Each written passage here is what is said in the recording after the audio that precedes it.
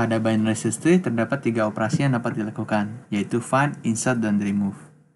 Kita sudah mempelajari mengenai find dan insert pada simulasi sebelumnya.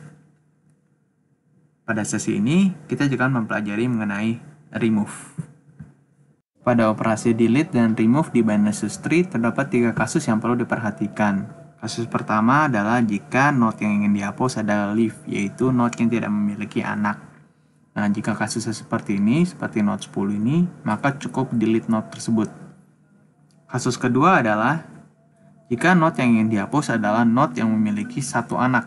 Nah, contohnya adalah si 70. Dia hanya memiliki satu anak, yaitu anak kiri, left child, sedangkan kanannya kosong.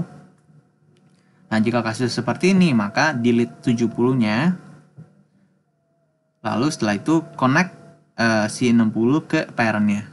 Ya, ke parent-nya 70, yaitu si 60. Nah, itu adalah untuk kasus kedua.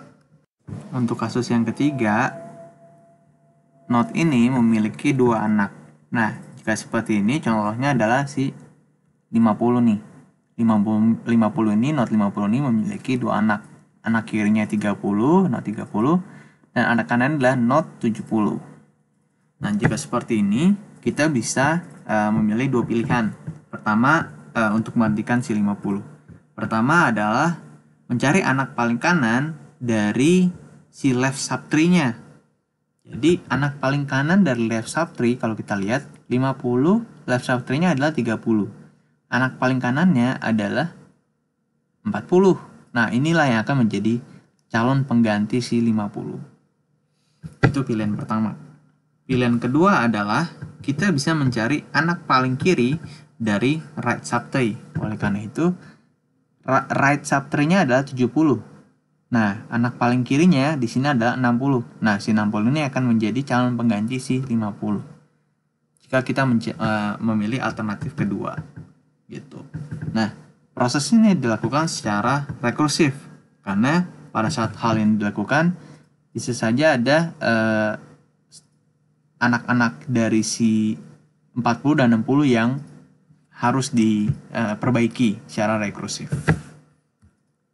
Nah, ini adalah simulasi dari deletion di kasus pertama binary search tree. Di sini node yang mau dihapus adalah 21. Ini adalah 21-nya. Nah, karena 21 ini adalah leaf, maka leaf ini yang tidak memiliki anak bisa langsung dihapus, sehingga finalnya adalah seperti ini. Nah, untuk kasus ini, 37 adalah node yang ingin kita hapus. Ini adalah node 37-nya. Nah, karena si 37 ini memiliki 2 anak, kita bisa memilih mau pilih dari subtree kiri atau subtree kanan. Di kasus ini kita pilih anak paling kanan dari subtree kiri. Oleh karena itu, didapatlah si 35.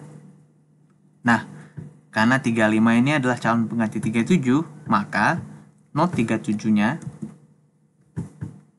itu tidak dihapus, tapi diganti. Jadi 37 itu, awalnya 37 diganti jadi 35. Value-nya diganti jadi 35. Nah, node yang dihapus adalah sebenarnya si 35 yang ada di bawah. Sehingga value-nya diganti dari 37 menjadi 35 dan node 35-nya dihapus.